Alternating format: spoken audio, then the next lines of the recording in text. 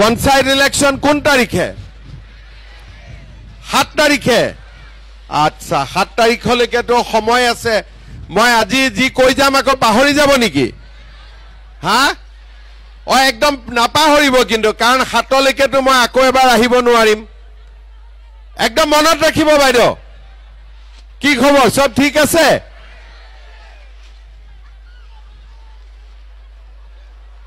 হা I love you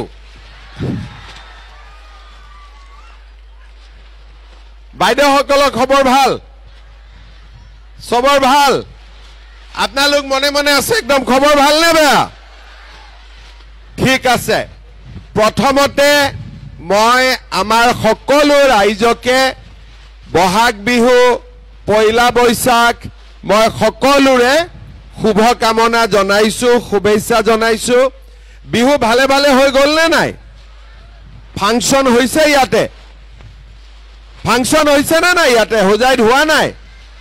আচ্ছা যমুনা মুখতো হোৱা নাই লামডিঙতো হোৱা নাই এটা হৈছে নে পিছত হ'ব দুটা হৈছে ঠিক আছে বিহু হ'ব লাগে পূজাও হ'ব লাগে সব ডাঙৰ কৰি হ'ব লাগে হোজাই জিলাত হয় নে নহয় ঠিক আছে আজিৰ সভাত আমাৰ মাজত উপস্থিত ভাৰতীয় জনতা পাৰ্টিৰ সভাপতি দিলীপ ধৰ ডাঙৰীয়া হোজাই সমষ্টিৰ বিধায়ক ৰামকৃষ্ণ ঘোষ ডাঙৰীয়া লামডিং সমষ্টিৰ বিধায়ক শিবু মিশ্ৰ ডাঙৰীয়া আমাৰ ইলেকশন ইনচাৰ্জ অভিজিত নাথ ডাঙৰীয়া প্ৰাক্তন বিধায়ক সুশীল দত্ত ডাঙৰীয়া শিলাদিত্য দেৱ ডাঙৰীয়া প্ৰাক্তন জিলা সভাপতি অনুপ কুমাৰ দে ডাঙৰীয়া অৰ্জুন মজুমদাৰ ডাঙৰীয়া গণ পৰিষদৰ সভাপতি আলহাজ মোহাম্মদ আলী ডাঙৰীয়া বিনাকান্দিৰ ইনচাৰ্জ হাবিব মোহাম্মদ চৌধুৰী ডাঙৰীয়া প্ৰাক্তন সভাপতি উত্তম কুমাৰ দাস ডাঙৰীয়া সমীৰ চক্ৰৱৰ্তী ডাঙৰীয়া উপস্থিত আমাৰ নেতৃবৃন্দ আইসকল দেউতাসকল আৰু যুৱক যুৱতী বন্ধু বান্ধৱীসকল প্ৰথমতে আমি সকলোৱে মনত পেলাম যোৱা পৰহি দিনাখন কাশ্মীৰৰ পেহেলগামত পাকিস্তানী উগ্ৰপন্থী সকলে যি ধৰণে নিৰীহ মানুহক হত্যা কৰিলে আৰু বহু মাতৃৰ বুকু খুধা কৰিলে বহু মোৰ ভন্তিৰ শিৰৰ সেন্দুৰ মচি দিলে মই সকলো পৰিয়ালবৰ্গলৈ অসমবাসী ৰাইজৰ হৈ সমবেদনা জ্ঞাপন কৰিছো বিদেহী আত্মাৰ সদ্গতি কামনা কৰিছো আৰু ভগৱানক প্ৰাৰ্থনা কৰিছো যাতে প্ৰধানমন্ত্ৰী নৰেন্দ্ৰ মোদীক শক্তি দিয়ে তেখেতে যাতে আমাৰ ভাৰতৰ বুকুৰ পৰা এই পাকিস্তানী সন্ত্ৰাসবাদী সকলক নিশেষ কৰিব পাৰে নোহোৱা কৰিব পাৰে আৰু আমাৰ ভাৰতত পাকিস্তানে যাতে কোনো কাৰণতে সন্ত্ৰাসবাদ চলাব নোৱাৰে তাৰ বাবে কঠোৰ ব্যৱস্থা গ্ৰহণ কৰিবৰ বাবে মোদী ডাঙৰীয়াক যাতে শক্তি দিয়ে তাৰ লগে লগে মই প্ৰধানমন্ত্ৰী ডাঙৰীয়াক আহ্বান জনাম যে তেখেতক ভগৱানে আৰু শক্তি দিয়ক পাকিস্তানৰ লগতে আমাৰ দেশৰ ভিতৰতো যিবিলাক পাকিস্তানৰ দালাল আছে সেইবিলাকো যাতে মোদী ডাঙৰীয়াই খতম কৰিব পাৰে শেষ কৰিব পাৰে যোৱা দুদিনমানত মই দেখা পাইছো কালি দেখা পাইছো যে আমাৰো কিছুমান দুই এজন মানুহে ইনডাইৰেক্টলি পাকিস্তানৰ সমৰ্থনতে ফেসবুক হোৱাটছআপ বা পোস্টিং কৰা মই দেখা পাইছো মই এটা কথাই ক'ব খুজিছো যে অসমৰ মাটিত থাকি যিসকলে পাকিস্তানৰ দালালি কৰিব কাকো আমি এৰি নিদিও এই কথা সকলোৱে মনত ৰখা উচিত হ'ব এৰি দিব লাগে নেকি এৰি দিব লাগে নেকি হি লাগিলে যিমানে ডাঙৰ মানুহ নহওক কিয় যিসকলে পাকিস্তানৰ দালালি কৰে তেওঁলোকক আমি কেতিয়াও এৰি দিব নোৱাৰো যোৱা কালি মই গোলাঘাটত আছিলো যোৰহাটত আছিলো তাতে মই সাংবাদিকক কৈছিলো যে আমাৰ অসমত কংগ্ৰেছ দলৰ 3 জন সংসদ আছে ইয়াৰ ভিতৰত এজনে আটাৰি বৰ্ডাৰ দি গৈ পেলাই পাকিস্তানত 15 দিন চৰকাৰক নুকুৱাকৈ থাকি আহিছে তাৰো ৰেকৰ্ড অসম চৰকাৰৰ ওচৰত আছে আৰু এই ধৰণৰ ব্যক্তিক আমি ক্ষমাও নকৰো আৰু এনে ব্যক্তিৰ বিৰুদ্ধে আমি কঠোৰৰ পৰা কঠোৰতম ব্যৱস্থা লম এই কথা আজিয়ে মই ক'ব বিচাৰো শ্ৰদ্ধাৰ ৰাইজ মোদী ডাঙৰীয়াক আমি শক্তিশালী কৰিব লাগিব অমিত শাহ ডাঙৰীয়াৰ হাত শক্তিশালী কৰিব লাগিব যাতে আমাৰ ভাৰতত আমি এক নিৰাপদ পৰিৱেশ সৃষ্টি কৰিব পাৰো সকলো ধৰ্মৰ লোকে মিলাপ্ৰীতিত থাকিব পাৰে আৰু সকলোৱে মিলিজুলি থাকিব পাৰে যোৱা পৰহি দিনাখন কাশ্মীৰত বন্দুক লোৱাৰ আগতে মানুহক সুধিছে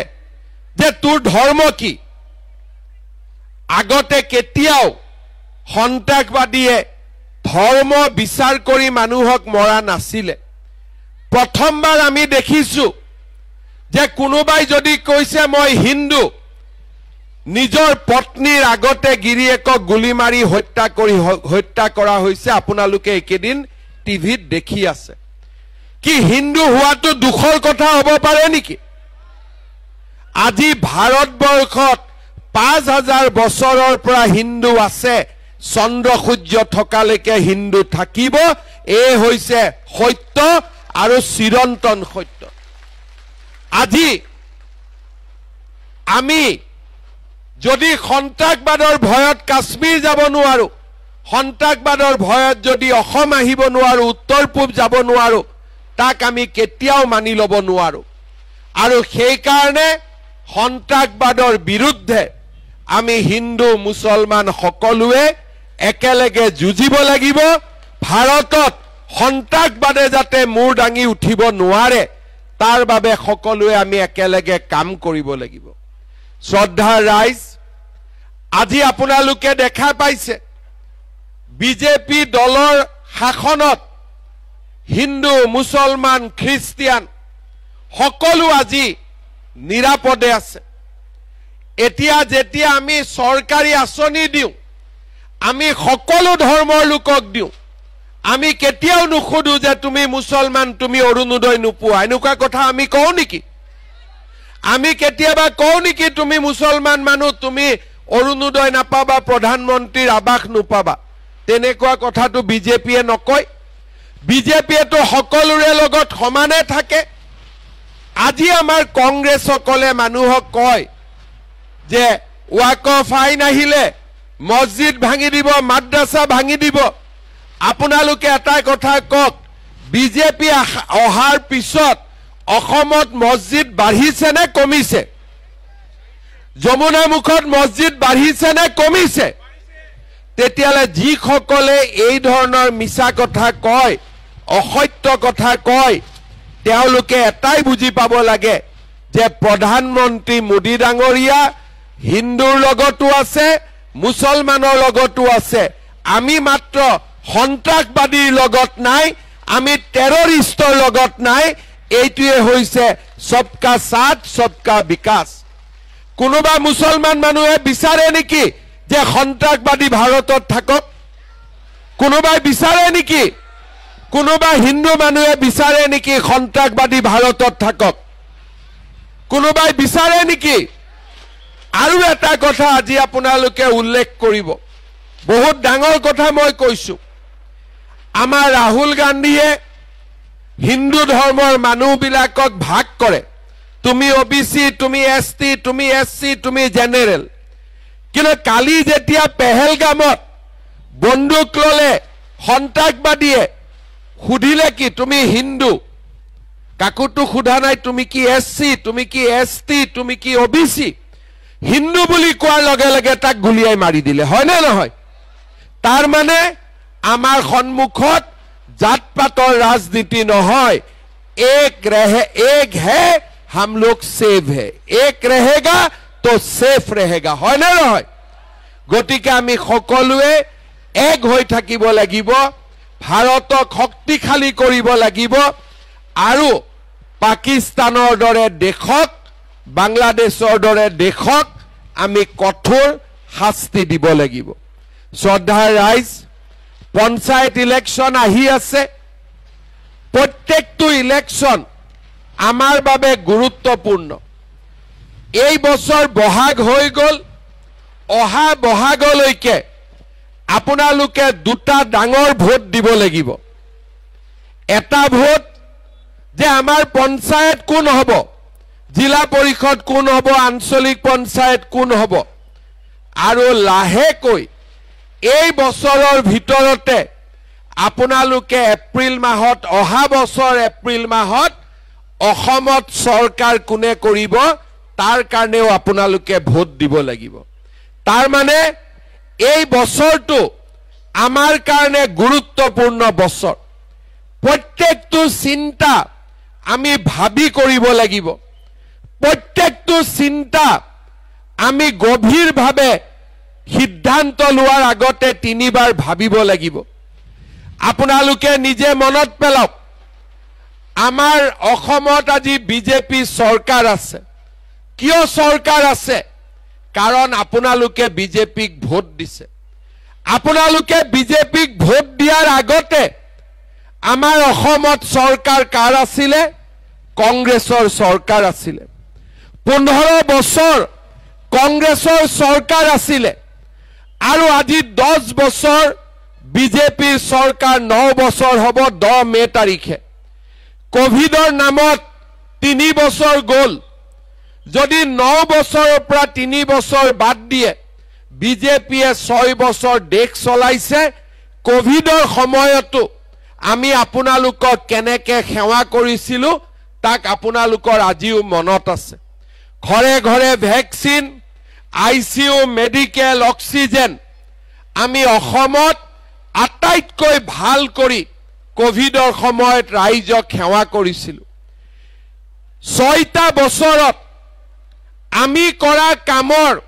কংগ্ৰেছৰ লগৰ সময়ত আপোনালোকে তুলনা কৰক কংগ্ৰেছৰ সময়ত কি আছিল অসমীয়া বঙালীৰ মাজত কাজিয়া গুৰখা লোকসকলক বিদেশী অসমীয়া জনজাতীয় লোকসকলৰ মাজত কাজিয়া জাতি উপজাতিৰ মাজত মিলাপ্ৰীতি নাছিল কংগ্ৰেছৰ দিনত ধুবুৰী গোৱালপাৰা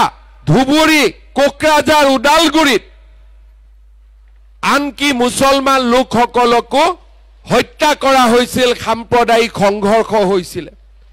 বঙালী লোকসকলক বাৰে বাৰে বিদেশী হিন্দী ভাষী লোকসকলক 10টা কথা আৰু অসমীয়া লোকসকলৰ মাজতে বড়ো অসমীয়া মিচিং অসমীয়া তিৱা অসমীয়া গুৰখা লোকসকলক বিদেশী এয়া আছিল অসমৰ পৰিবেশ আৰু তাৰ ওপৰত আলফা বড়ো উগ্ৰবাদী কাৰ্বি উগ্ৰবাদী আজি এটা সময় আছিল বোমা বিস্ফোৰণ গুলিকাণ্ড গ্ৰেনেড কাৰোবাৰ যদি লৰা ছোৱালী ৰাতি 2টা বজালৈকে ফাংচন চাব কবাত উলাই গৈছে ঘৰত ঘূৰি নহালৈকে মাকে শুব নোৱাৰিছিল এ আছিল কংগ্ৰেছৰ দিন আৰু আজি বিজেপিৰ দিনত বিশেষকৈ 2021 চনৰ পৰা আজিলৈকে আপোনালোকে চিন্তা কৰক অসমত কৰবাত গুলি ফুটিছে কৰবাত বোমা ফুটিছে কৰবাত গ্ৰেনেড ফুটিছে কৰবাত আন্দোলন হৈছে আজি আমাৰ অসমখনত বোমা নাই গুলি নাই বন্দুক নাই আন্দোলন নাই সকলোৱে লাহে লাহে সাৰেন্ডাৰ কৰি ৰাষ্ট্ৰ জীৱনৰ মূল খুঁটিলৈকে উভতি আহিছে আজি অসমত কোনেও কাকো বঙালী বুলি বেয়াকৈ নকয় হিন্দী ভাষী বুলি বেয়াকৈ নকয় গুৰখাক বিদেশী বুলি নকয় জনজাতীয় অজনজাতীয় লোকৰ মাজত আজি অসমত কাজিয়া নাই মাত্ৰ 4 বছৰৰ ভিতৰতে অসমত সন্ত্ৰাসবাদ নোহোৱা হ'ল অসমীয়া আৰু সকলো মানুহৰ মাজত শান্তি সমন্বয় প্ৰগতি আৰু মিলামিছা আজি অসমত কতো সাম্প্ৰদায়িক সংঘৰ্ষ নাই কতো কোনো খেলিমেলি নাই সকলো মানুহ আজি নিৰাপদে আছে 1947 চনৰ পৰা যদি আপোনালোকে তুলনা কৰে প্ৰথমবাৰ 2021 চনৰ পৰা 2025 চনলৈকে প্ৰথমবাৰ অসমত ইমান শান্তি আছে যিমান ইয়াত বয়সস্থ মানুহ আছে তেওঁলোকে মনত পেলাওক গোটেই জীৱন তেওঁলোকে যি অসম দেখি আহিছিলে আজি সেইখন অসম পৰিৱৰ্তন হ'ল সকলো মানুহ একেলগে থাকে কাজিয়া পেছাল নোহোৱা হ'ল আন্দোলন নোহোৱা হ'ল ৰেল বন্ধ গাড়ী বন্ধ অসম বন্ধ হুজাই বন্ধ আজি সকলো নোহোৱা হ'ল অসম আজি উন্নয়ন আৰু প্ৰগতিৰ এক নতুন দিগন্তলৈ গতি কৰিছে কংগ্ৰেছৰ দিনত এটা অংগনবাদী চাকৰিৰ কাৰণে 2 লাখ টকা ঘোষ দিব লাগিছিল কংগ্ৰেছৰ দিনত অংগনবাদী সেন্টাৰ বনাইছিলে পাৰ চৰাইও তাত আহিব নোৱাৰে বাচ্চাৰ কথাটো বাদ দিয়ক কংগ্ৰেছৰ দিনত এটা চাকৰিৰ কাৰণে 2 লাখ টকাৰ পৰা 1.5 কোটি টকালৈকে ঘোষ দিব লাগিছিল কেইদিনমান আগতে বিধানসভাত জাষ্টিস বিপ্লৱ শৰ্মা কমিটিৰ ৰিপৰ্ট পেশ হৈছে হসা মিছা নাজানো তাত এনেকুৱা কথাও লিখা আছে যে কংগ্ৰেছৰ দিনত চাকৰিৰ কাৰণে ছোৱালীয়ে নিজৰ সতীত্বও বিসৰ্জন দিবলগীয়া হৈছিল ৰিপৰ্টত লিখা আছে মই হসা মিছা কথা ক'ব খোজা নাই সেইখন এখন অসম আছিল আৰু কংগ্ৰেছৰ দিনত মানুহক কি দিছিলে ভোট দিয়াৰ পিছত কংগ্ৰেছে মানুহক কি দিছিলে লুঙ্গি ধুতি খুটা আঠুৱা আৰু কম্বল আমাৰ হিন্দু মানুহে কয় নহয় যে পূজাত পঞ্চামৃত লাগে না নাই পঞ্চামৃত লাগে না নাই কংগ্ৰেছৰ পঞ্চামৃত কি আছিলে লুঙ্গি ধুতি খুটা আঠুৱা কম্বল এনেকে মিটিং হ'ব ট্ৰাকত খুটা থাকিব মহিলাসকলক এনেকে এনেকে খুটা দলি মাৰি দিব কোনোবাই পালে যদি পালে তাৰ ওপৰতে এগৰাকীৰ ওপৰত এগৰাকী জপিয়াই পৰে বেলেগ বাদ দিয়ক তৰুণ গগৈৰ সমষ্টি তিতাবৰতে মহিলাসকলে খুটাৰ কাৰণে এজনৰ ওপৰত এজনে জপিওৱা মই নিজে চকুৰে দেখা পোৱা মোৰ আজিও মনত আছে আজি আপোনালোকে চিন্তা কৰক আজি বিজেপিৰ দিনত ধুতি গ'ল লুঙ্গি গ'ল কম্বল গ'ল আঠুৱা গ'ল খুটা গ'ল কি আহিলে অৰুণোদয় আহিলে হয়নে নহয় লুঙ্গি ভাল নে অৰুণোদয় ভাল একদম মনৰ পৰা ক'ব লুঙ্গি ভাল নে অৰুণোদয় ভাল ধুতি ভাল নে অৰুণোদয় ভাল কম্বল ভাল নে অৰুণোদয় ভাল আঠুৱা ভাল নে কম্বল ভাল ঠিক আছে আপোনালোকক মই সুধিছো মই লুঙ্গি 1000 দিম অৰুণোদয় 1000 দিম কাক কাক লুঙ্গি লাগে হাত ডাঙক কাকো নালাগে আৰু অৰুণোদয় দিম কাক কাক লাগে সবকে লাগে লুঙ্গি লাগে কোনোবাটো আছে আচ্ছা লুঙ্গি নালাগে ধুতি লাগা কোন আছে আচ্ছা ধুতিও নালাগে খুটা লাগা কাৰ কোন আছে লাগিব কম্বল কাক লাগিব আঠুৱা কাক লাগে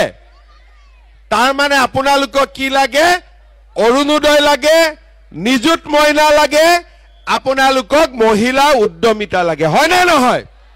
মই ঠিক কৈছো না নাই যদি আপোনালোকক লুঙ্গি নালাগে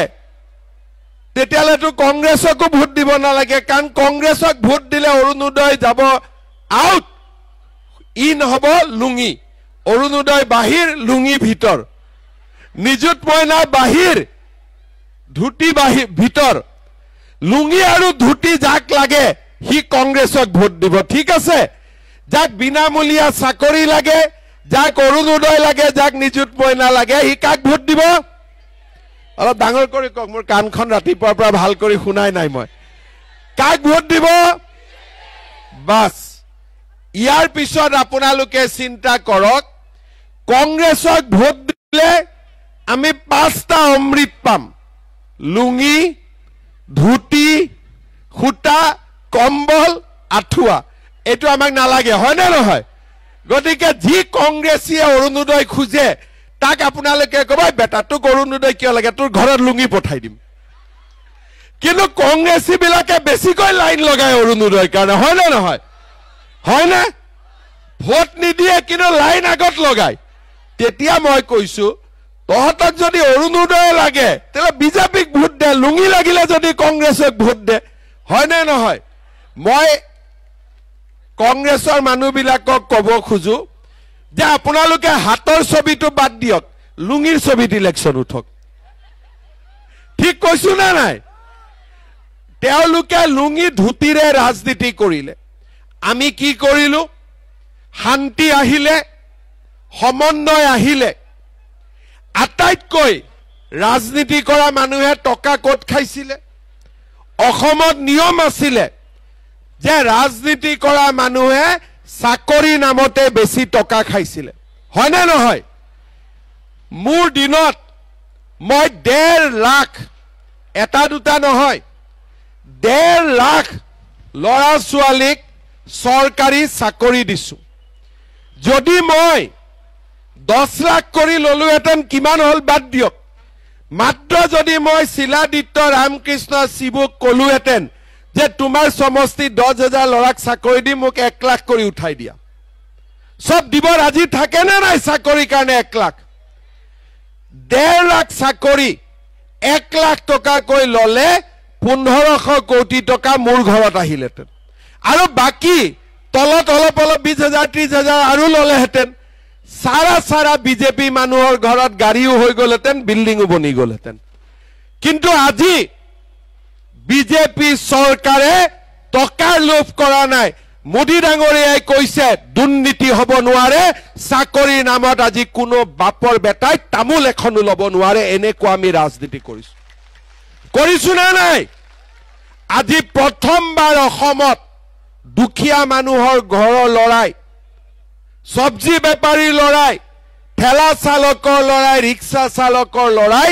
আজি চাকৰি পাইছে। এই যে ডিউটি কৰিব আহে পুলিচৰ ডেকা সৰু সৰু ল'ৰা ছোৱালীবোৰ, সিহঁতক আপোনালোকে সুধিব তোৰ বাবাই কি কাম কৰে, তোৰ মাই কি কাম কৰে।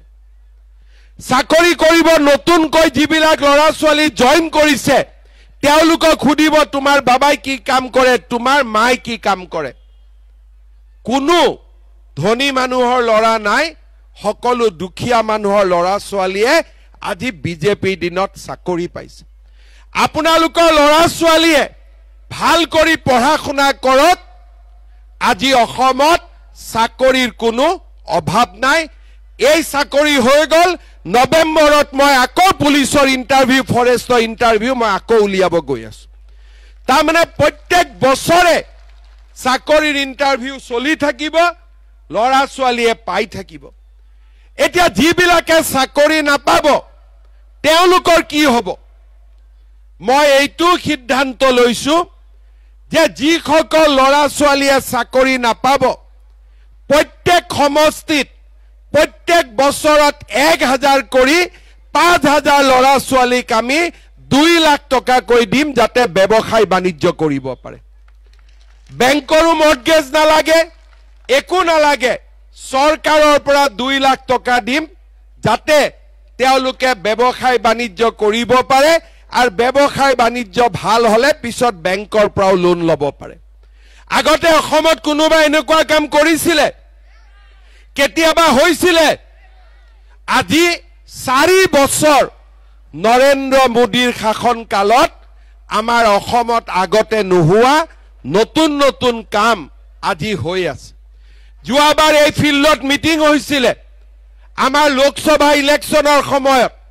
মই আপোনালোকক কৈছিলো যে এইবাৰ আৰু জিঅ' টেগিঙৰ কাৰণে আপোনালোকে টকা দিব নালাগে এইবাৰ কোনে জিঅ' টেগিং কৰিলে জীৱিকা সখী বাইদেউসকলে কৰিলে টকা পইচা আগত 20-25 হাজাৰ লৈছিলে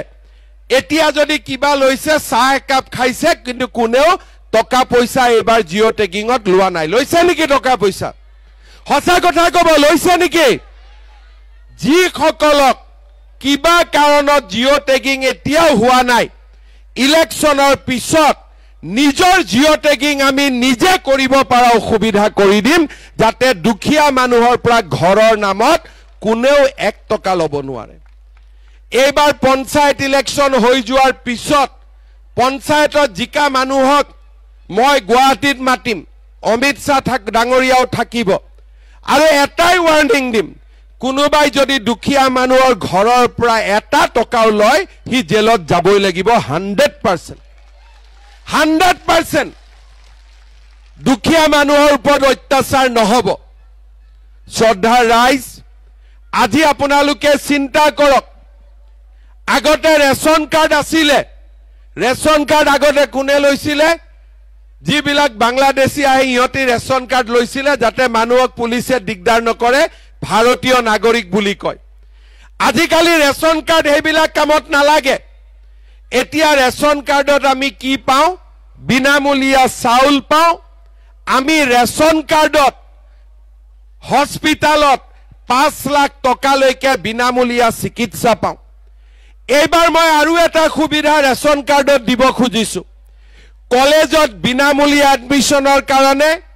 আমাৰ লৰা ছোৱালী যেতিয়া গাঁওবুঢ়াৰ ওচৰত যায় মৌজাদাৰৰ ওচৰত যায় এছডিসি অফিচত যায় ইনকাম সাৰ্টিফিকেট উলাওতে টকা দিব লাগে সকলোকে নালাগে কিন্তু কমপ্লেইন আহি থাকে এইবাৰ আমি নিয়ম কৰিছো কলেজত ইউনিভাৰ্সিটিত বিনামূলীয়া নাম ভৰ্তিৰ কাৰণে কোনো প্ৰমাণ পত্ৰ লব নালাগে মাত্ৰ ৰেচন কাৰ্ড দেখুৱাই দিলে বিনামূলীয়া এডমিশন হৈ যাব তাৰমানে ৰেচন কাৰ্ডত আমি কি পালো বিনামূলীয়া চাউল পালো বিনামূলীয়া চিকিৎসা পালো বিনামূলীয়া নাম ভৰ্তি পালো আৰু ডেট এটা লিখি ৰাখক 1 অক্টোবৰ তাৰিখৰ পৰা মই ৰেচন কাৰ্ডত আপোনালোকক দালিও দিম আপোনালোকক চেনিও দিম আপোনালোকক নিমখও দিম পুৰা ফ্ৰী নাপাব বজাৰতকৈ 30 টকা কম দামত পাব ঠিক আছে আৰু এটা আপোনালোকক সুবিধা দিম চাউল হৈ গল চেনি হৈ গল দালি হৈ গল নিমখ হৈ গল নাম ভৰ্তি হৈ গল এতিয়া আমাৰ আৰু এটা কাম আছে গেছৰ সিলিন্ডাৰৰ দাম কিমান দাম 950 কিমান 1300 নহয় 950 1950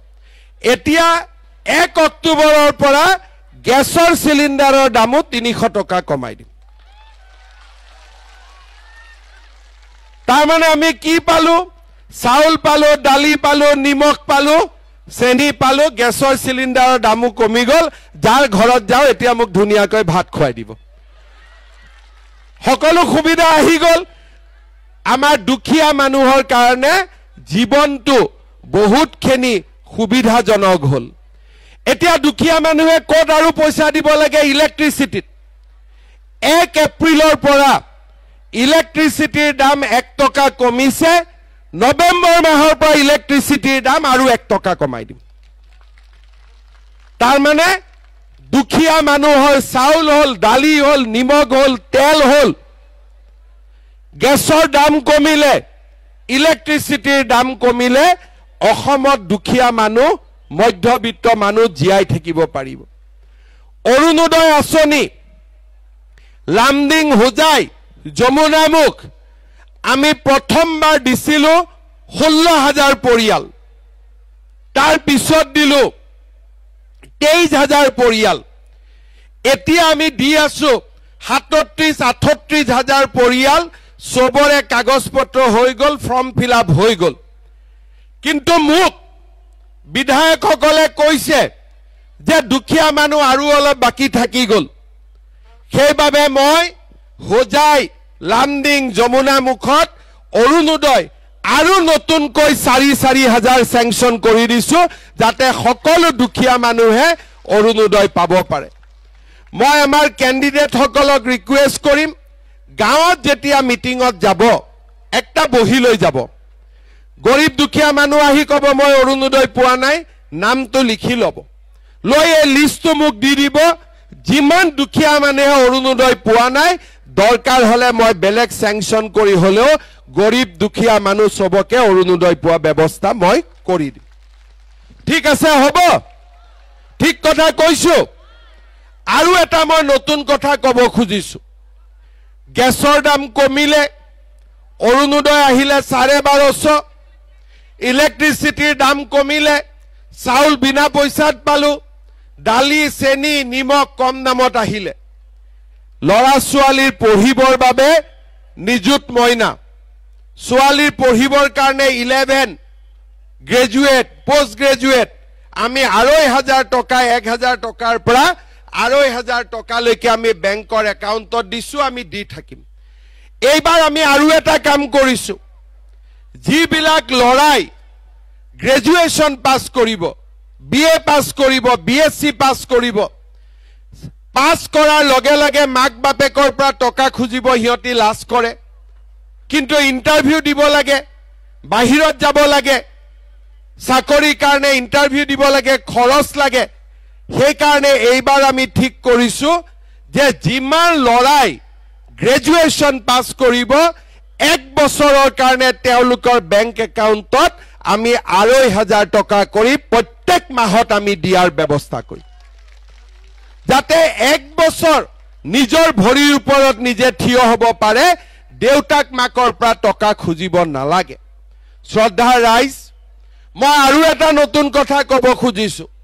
আমাৰ হোজাই যমুনামুখ লামডিং বিন্নাকান্দি আগত যমুনামুখ আছিলে হোজাই বিন্নাকান্দি লামডিং দুখীয়া মানুহ বহুত আছে মেট্ৰিক পৰীক্ষা যেতিয়া দিব লাগে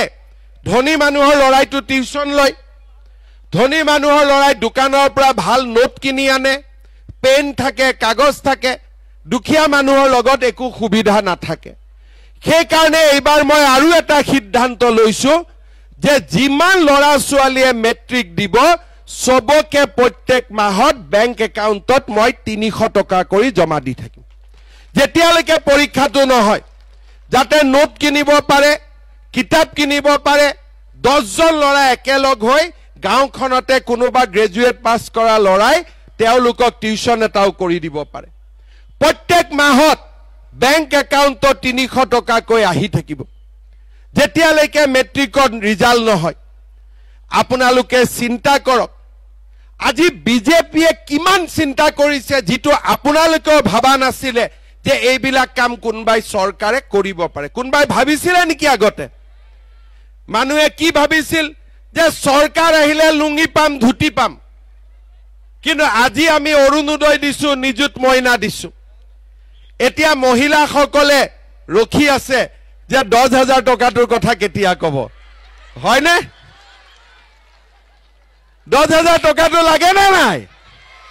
একদম পাক্কা লাগে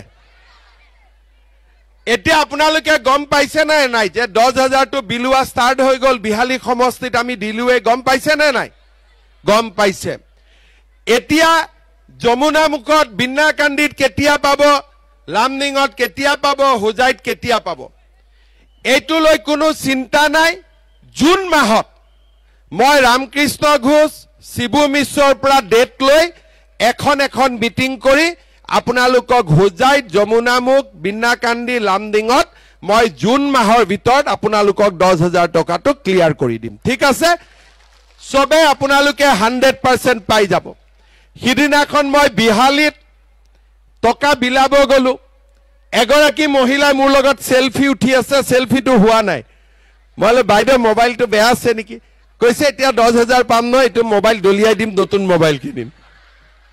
তেতিয়া মই বাইদেউজনী কৈছো যে বাইদেউ যদি আকৌ আমাৰ চৰকাৰ জিকি আহে মহিলাসকলক মই এটা মোবাইল দি দিম এই 10,000 টকাটো আপুনি মোবাইলত নষ্ট নকৰিব এই 10,000 টকাটো ভাল কৰি খৰচ কৰিলে আপোনালোকৰ 3 দিনৰ ট্ৰেইনিং হ'ব গাঁৱতে ভাল কৰি খৰচ কৰিলে আপোনালোকে 25,000 পাব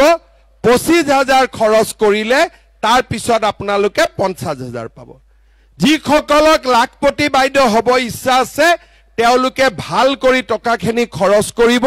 যেতিয়া মই লামডিং হুজাই বিন্নাকান্দিত মিটিঙত আহিম তেতিয়া আপোনালোকক আমি ভাল কৰি এই আঁচনিটোৰ বিষয়ে বুজাই দিম টকাটোৰ কাৰণে চিন্তা কৰিব নালাগে বিলোৱা আৰম্ভ হৈ গ'ল আপোনালোকক আমি বিলাই দিম ঠিক আছে সকলে বুজি পালে এতিয়া আৰু 10,000 টকাটোলৈ চিন্তা নকৰিব ঠিক আছে সবে বুজি পালে নে নাই পালে বঢ়িয়া শ্ৰদ্ধাৰ ৰাইজ কংগ্ৰেছৰ চৰকাৰ কংগ্ৰেছৰ পঞ্চায়ত আহিলে লগত দালালিও আহি যাব কাৰণ কংগ্ৰেছত গোটেই দালাল দি ভৰি আছে চাকৰি নামতো দালালি অংগনবাদী নামতো দালালি আৰু কংগ্ৰেছ অসমত শক্তিশালী হলে আমাৰ ৰাইজৰ মাজত কিমান অশান্তি আহিব আমি বুজাই শেষ কৰিব নোৱাৰো সেইবাবে শ্ৰদ্ধাৰ ৰাইজ আপোনালোকক মই অনুৰোধ কৰিম এই পঞ্চায়ত ইলেকশ্যনত আমি সকলোৱে যাতে ভাৰতীয় জনতা পাৰ্টিৰ প্ৰাৰ্থীসকলক ভোট দি জয়যুক্ত কৰে আপোনালোক সকলোৱে এবাৰ জানে জিলা পৰিষদখিনি ওলাই সকলোৱে জানে যে এইবাৰ গাঁও পঞ্চায়তত সদস্য পদত পাৰ্টি টিকেট নাই তাৰমানে সদস্যত যাক ভাল পায় আপোনালোকে ভোট দিব 2-3 জন উঠিছে এজন কংগ্ৰেছও থাকিব কংগ্ৰেছটো কিন্তু ভোট নিদিব ভোট অকল বিজেপিক দিব ঠিক আছে যোনে পছন্দ হয় বিজেপিক দিব কিন্তু সিম্বল বিজেপি নাথাকে পদুম নাথাকে বেলেগ বেলেগ চিন থাকিব কিন্তু আঞ্চলিক পঞ্চায়ত আৰু জিলা পৰিষদ এই দুইটাতে আপোনালোকে পদুমত ভোট দিব যত পদুম নাথাকে তাত হাতীৰ ছবিত ভোট দিব ঠিক আছে বুজি পাইছে না না আপোনালোকে আঞ্চলিক পঞ্চায়ত আৰু জিলা পৰিষদত বিজেপি এজিপি মেম্বাৰত আপোনালোকে যাক ভাল পায় তাক ভোট দিব কিন্তু তাৰ মাজতো বিচাৰি বিচাৰি বিজেপি সকলকে ভোট দিব বুজি পালে কথাখিনি আপোনালোকক মই পঢ়ি দিছো আমাৰ বৰপানী সমষ্টিত নিজুমণি বৰা ইলেকশ্যন উঠিছে জিলা পৰিষদত হোজাই জিলাৰ মই পঢ়ি দিছো ৰাজবাৰীত জীৱন সিংহা ৰাধানগৰ হিমাংশু দেৱনাথ পদুম পুখুৰী সুশীলা মালাকাৰ কাকিত জুন্তি বৰা জিকি গৈছে আছে নেকি মিটিঙত নাই দিয়ক জুন্তি বৰাক মাতি দিয়ক এবাৰ নমস্কাৰ কৰি দিয়ক সবকে আমাৰ জিলা পৰিষদৰ কেণ্ডিডেট সকল আছে নেকি ইয়াতে আহি যাওক উঠি যাওক সব জিলা পৰিষদৰ গোটেই কেণ্ডিডেট সকল উঠি আহক আহক ইয়াত থিয় হৈ থাকক গোটেইখিনিক আহিব দিয়ক পুলিচ আহিব দিয়ক চাব নালাগে সকলোকে আহিব দিয়ক প্ৰথমতে কাকিত আমাৰ আনকন্তে জিকিছে জুন্তি বৰা এটা হাত চাপৰি বজাই দিয়ক অলৰেডি জিকি গল ঠিক আছে দিয়ক ভাল না খবৰ মই চিনাকি কৰি দিছো বৰপানী সমষ্টিত নিজুমণি বৰা আছে নে নমস্কাৰ এটা কৰ্মা ইয়াত বহ দে নিজুমণি বৰা ৰাইজক নমস্কাৰ ঠিক আছে ৰাইজ ভোট দিব দেই দিব না নাই ঠিক আছে ৰাজবাৰীত জীৱন সিংহা জিকিব না নাই জীৱন জিকিব বহুত বহুত ধন্যবাদ ঠিক আছে ৰাধানগৰ হিমাংশু দেৱনাথ আহক সকলোৱে হাত চাপৰি বজাওক বঢ়িয়া পদুম পুখুৰী সুশীলা মালাকাৰ আহক ৰাইজৰ লগত সকলোকে আশীৰ্বাদ কৰক ৰাইজে আশীৰ্বাদ কৰক বঢ়িয়া ৰাণী পুখুৰী তপন চন্দ্ৰ দাস আহক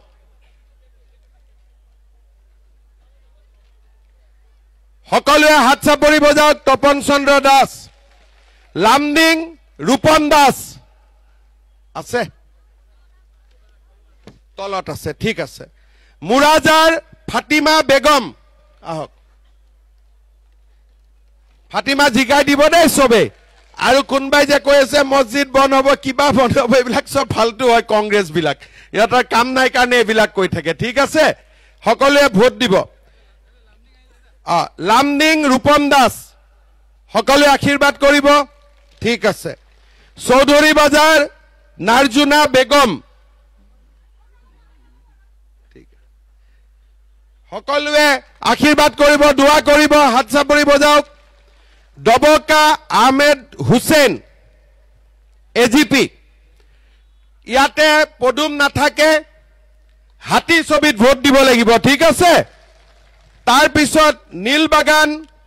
এজিপি বুৰহানুদ্দিন বৰভূঞা হাতী ছবিত ভোট দিব ঠিক আছে তাৰ পিছত ওদালি এজিপি শাহনাজ খান সকলোৱে হাতী ছবিত ভোট দিব ঠিক আছে দিবনে নাই সকলোৱে যতে পদুম দেখা পায় পদুম যত পদুম নাই তাতে হাতী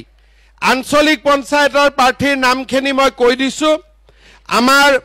হোজাই সমষ্টিত শক্তি সাহা অশোক সিনহা ৰতন চৌহান মমতা থাউচেন বিশ্বজিৎ দে লীলাৱতী প্ৰসাদ আলিমুন নেছা মকবুল হুছেইন চৌধুৰী ৰুনু মজুমদাৰ ভগৱান অধিকাৰী পলি বৰুৱা বিশ্বজিৎ মজুমদাৰ সুভাষ বিশ্বাস আৰু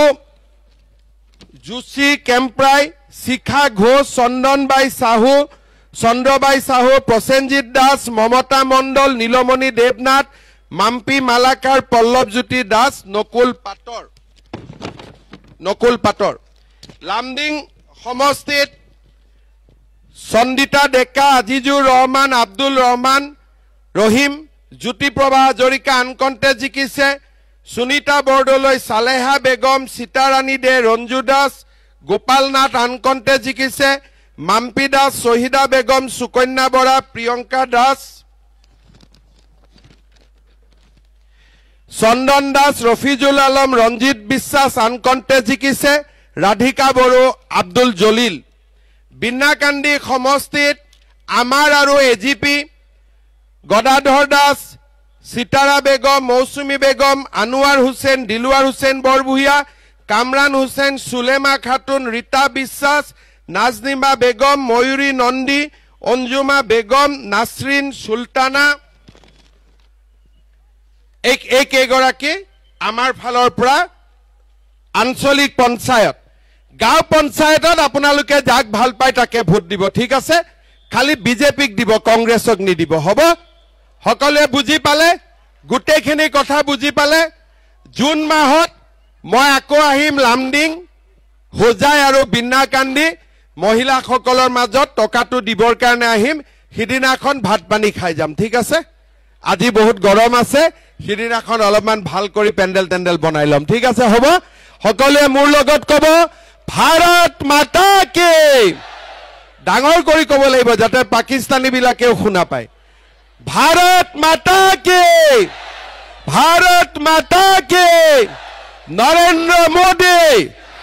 নৰেন্দ্ৰ মোদী বিজেপি এজিপি বহুত বহুত ধন্যবাদ সকলোৱে আশীৰ্বাদ কৰিব যাতে মই যিমানখিনি কথা ক'লো এই গোটেই কামবোৰ যাতে আপোনালোকক কৰি দিব পাৰো ভগৱানে যাতে মোক শক্তি দিয়ে সাহস দিয়ে যাতে আপোনালোকক সেৱা কৰিব পাৰো ধন্যবাদ জয় হিন্দ বন্দে মাতৰম